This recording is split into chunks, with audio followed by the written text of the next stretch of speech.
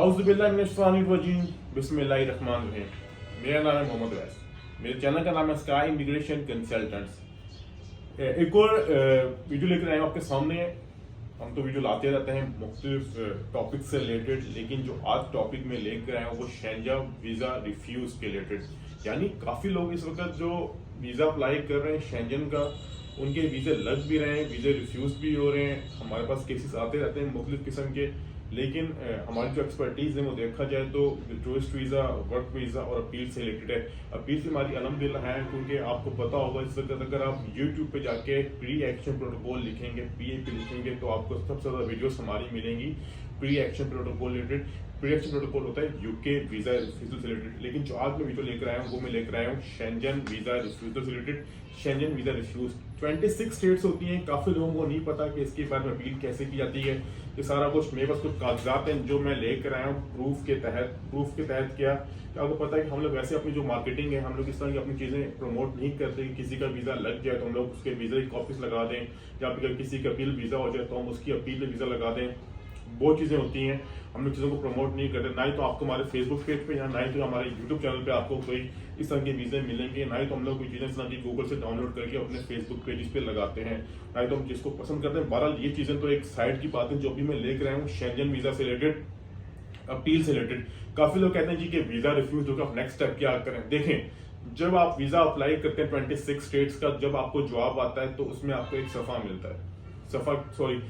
दो सफ़े होते हैं। एक होता है इंग्लिश लैंग्वेज में और एक होता है जो उनकी मदर टंग होती है। यानी अगर कोई स्पेनिश है तो स्पेन की ज़बान में, स्पेन का तो स्पेनिश में होगा, फ्रांस है तो फ्रेंच में होगा। यानी जो भी XYZ उनकी लैंग्वेज होती है उसमें होता है। लेकिन उसमें कुछ उन्होंने पेंसिल से टिक किए होते हैं, क्रॉस किए होते हैं या टिक किए होते हैं नंबर्स। उन्होंने उसमें 13 पॉइंट्स होते हैं जिसमें से उन्होंने रिफ्यूज़ किया होता है कि जी हम लोग इस चीज़ पे मुतमईन नहीं है। यानी ठीक है, मुतमईन नहीं है। जो नॉर्मली 13 पॉइंट नंबर है वो एक नॉर्मल चीज़ है, वो एक नॉर्मल चीज़ से मिली है। उसका आपका रिफ्यूज़ल आता है तो उसमें कोई इतनी बड़ी रॉकेट साइंस नहीं है, वो एक ईजी अपील है।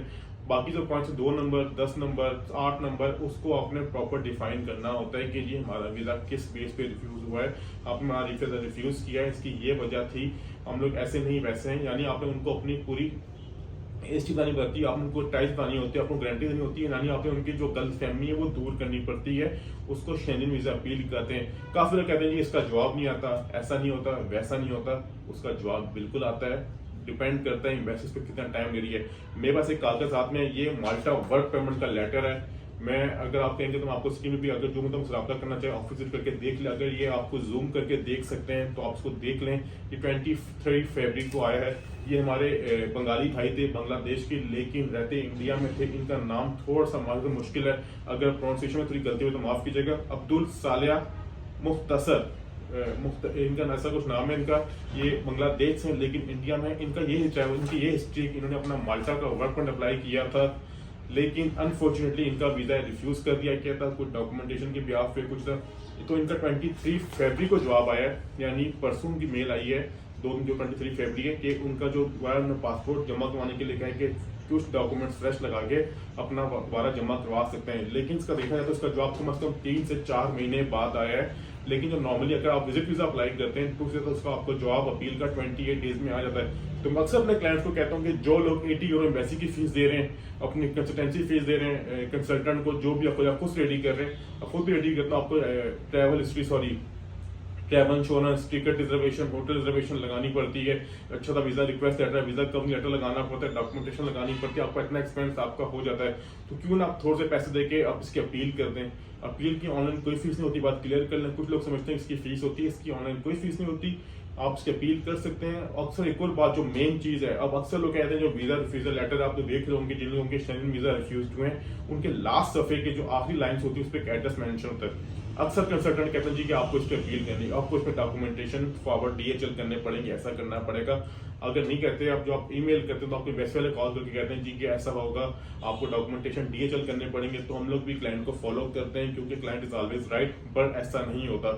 इसकी वजह यह है कि आपने डॉक्यूमेंट्स अपने पाकिस्तान में जमा कराए हैं, आपके सबमिशन बायोमेट्रिक पाकिस्तान में हुए, तो आपको जॉब यहीं से आएगा, क्योंकि आपके डॉक्यूमेंटेशन होम ऑफिस की जो होम कंट्री के उधर जो भी सेम कंट्री उसका नहीं हुआ, आपने होम कंट्री में कराया तो आप उनसे कन्वर्सेशन करके अपनी बात मनवा सकते हैं और उनको इनके पास हक है, आपको ऐसे राइट है कि आप अपना केस यहाँ पर ओपन रिकंसिडर करवा सकते हैं अगर आपकी अपील प्रॉपर तैयार हुई है। अगर आपकी अपील प्रॉपर तैयार हुई है, अगर जो वीजा इमिग्रेशन ऑफिसर है, एंट्री क्लियरेंस ऑफिसर की बात को समझ जाता है तो आपको वीजा देने के लिए आपको पासपोर्ट दोबारा मंगवा लेता है। जैसे एग्जांपल आपको मैंने दी है इनके अब्दुल साले साहब की, सेम। तो मेरा अपना मकसद ये था कि अगर आप लोगों का वीजा अपील का रिफ्यूज होता है तो आप इसकी अपील करने का राइट रखते हैं। अक्सर लोग कहते हैं कि अपील का फायदा नहीं होता, ऐसा नहीं होता। ये मैं अगर मेरे को वीडियो देख रहे हैं, मुझे क्लाइंट का नाम याद नहीं आ रहा, पिशावर से थे वो, उनका स्पेन का टूरिस्ट वीजा था, शायद मुझे उनका प्रॉपर नाम याद नहीं, काफी अर्सा हो गया, उनका वीजा भी अपील पे ही हुआ था। काफी वीजा हमारे अपील पे होता है लेकिन हम लोग याद नहीं रखते।